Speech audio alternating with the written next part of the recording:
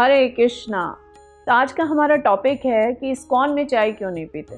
तो सभी लोग मंदिर जाते हैं और देखते हैं कि डिवोटीज चाय नहीं पी रहे हैं, चाय पीने के लिए उनको मना किया जाता है।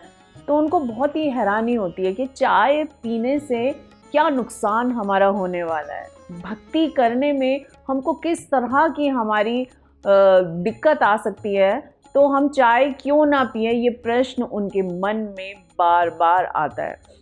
तो इसका बहुत ही सुंदर उत्तर भगवान भगवद गीता में बता रहे हैं।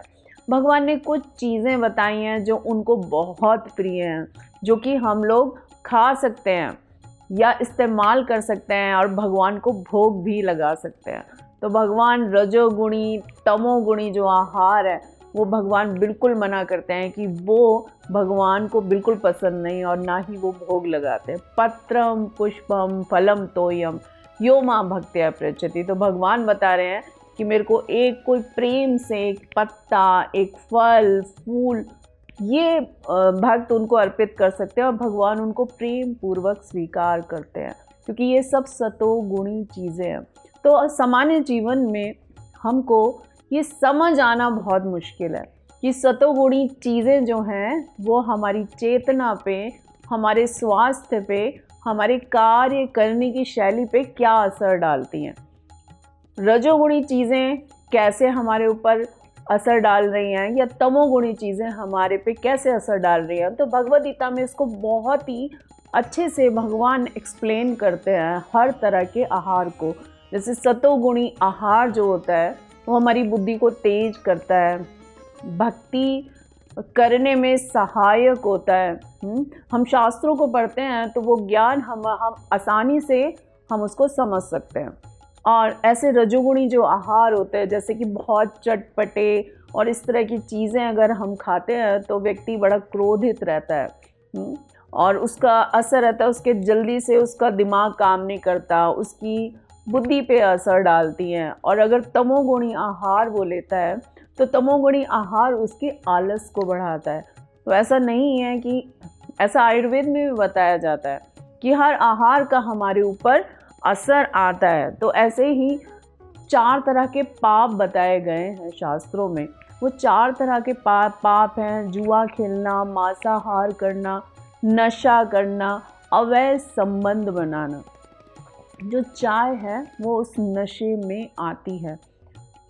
हम सोचते हैं कि खाली अगर शराब का सेवन किया तो वही नशा है ना, ड्रग्स ले रहे हैं तो वही नशा है, लेकिन चाय भी नशा है, नशे में आती है। और उसका क्या कारण है, चाय नशे में क्यों आती है? अगर आप चाय की पत्ती के बारे में आप साइंटिफिकली अगर आप रिसर्च करेंगे तो पता चलेगा उसके अंदर कैफीन होता है।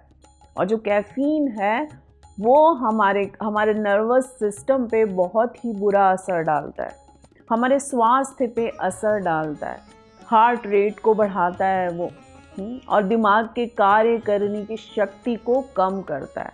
लेकिन इमीडिएटली क्या होता है कि तुरंत ही अगर हम चाय पीते हैं तुरंत उसका ग्लूकोज लेवल बढ़ाती है, जिससे कि हमको बहुत ही एनर्जी फील होती है, बहुत शक्ति फील होती है। लेकिन थोड़े देर बाद ही वो बहुत तेज़ी से डाउन होता है। तो एकदम से तो हमको लगा कि हमारे अंदर शक्ति आई तो हम कार्य करेंगे, इसीलिए व्यक्ति बार बार चाय पीता है।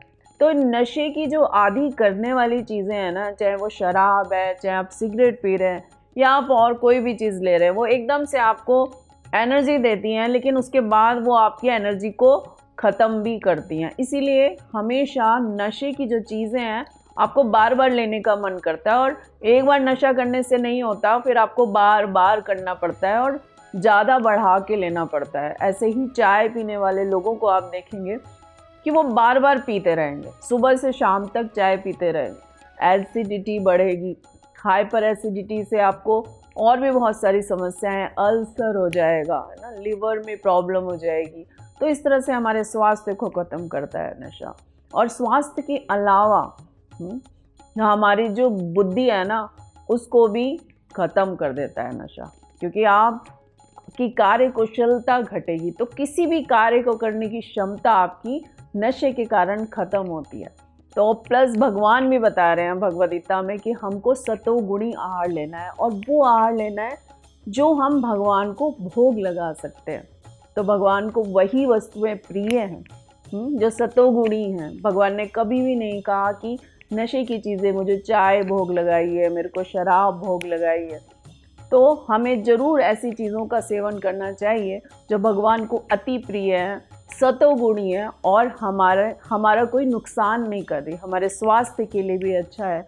तो जितनी भी आप देखेंगे कि शास्त्रों में जो चीज़ें बताई गई हैं हमारे लिए, वो हमेशा मानव जाति के भले के लिए है।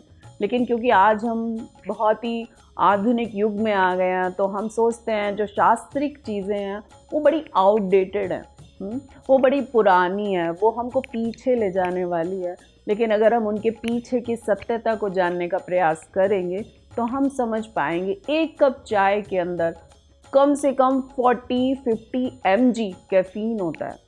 अगर आप कॉफ़ी पिएंगे उसके अंदर और भी ज़्यादा कैफ़ीन होता है। तो हमें चाय का सेवन नहीं करना चाहिए। ऐसा नहीं है कि इस्कॉन में बता रहे हैं, इस्कॉन में शास्त्रों को सही ढंग से समझा रहे हैं और शास्त्रों का पालन भी कर रहे हैं। तो ज़रूर अपनी सेहत का ध्यान रखें और भक्ति में आने का प्रयास करें। हरे कृष्णा। ऐसे ही और भक्तिमय कार्यक्रमों के लिए देखिए हरे कृष्णा टेलीविजन और इसे प्राप्त करने के लिए आप अपने केबल अथवा DTH ऑपरेटर से संपर्क करें तथा और अधिक जानकारी के लिए आज ही डायल करें 7666 839 839।